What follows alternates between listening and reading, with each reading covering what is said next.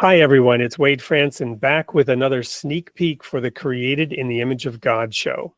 I have a really unique guest today, one the likes of which we have not yet had on this show, but dealing with a topic near and dear to my heart. Because as some of my audience knows, I personally have experienced divine intervention. Don't like to talk about it much because it's really personal. It's for me. It's not my testimony, or I don't at least want to use it that way. But the question is God's promise of divine healing still valid today? Well, we have a gentleman who comes from a family of doctors, but who today practices the art of divine healing through prayer. Welcome to the studio, Beatty Carmichael. Well, thank you, Wade.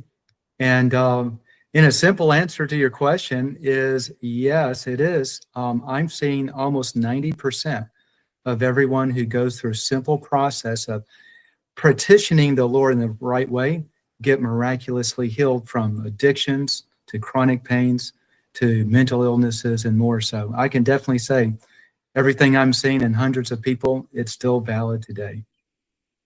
And I know that some in my audience and others who may see the caption here in Sneak Peek have the initial reaction of, here's another snake oil salesman, right?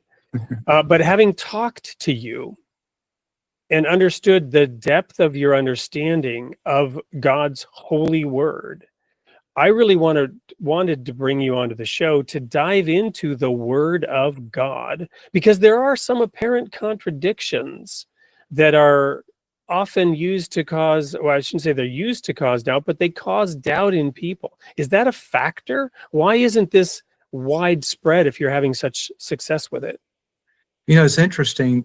The Lord told me years back through a prophetic message that I was going to teach on healing that had never been taught before.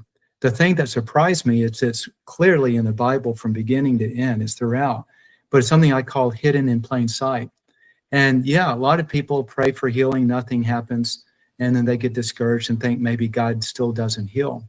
What I find, though, is even with those people, that if they just follow what God says to do, it's James 5:16 is the root of it, that I see healing literally almost every single time.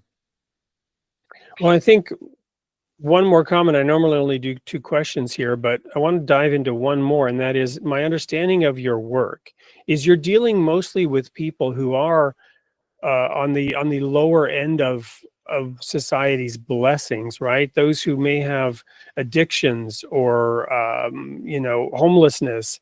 And I'm reminded of actually what Jesus was doing. He wasn't turning this into a sideshow. He wasn't going and taking it on the road to earn money. He was helping those who were desperately in need. Is that a factor? It's not really a factor.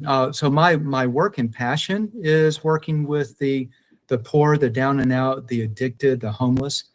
But I'm also in a very affluent area. And as I lead all my friends and others through it, I find that it works the same for millionaires as it does for homeless people. I mean, it's like, the way I describe it real simply is it's a law, right? You can look at it empirically. You can go through this process. And every time you go through the process God's puts in his word for how to seek him for healing, he almost always heals. And so whether you believe it or not, whether you're rich or poor, it always seems to work. And that's the thing I've been fascinated with.